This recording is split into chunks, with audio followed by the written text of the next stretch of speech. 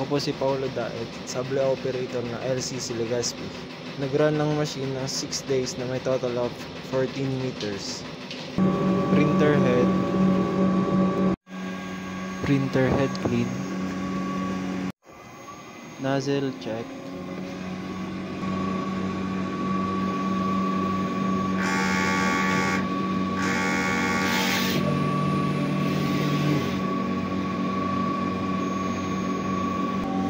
Punas ng wiper at capping after head clean.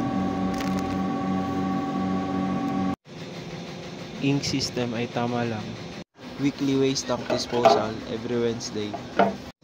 EVR naka 220 volts. Ink storage, ito yung used and yung unused. Dito naman po yung Sable paper.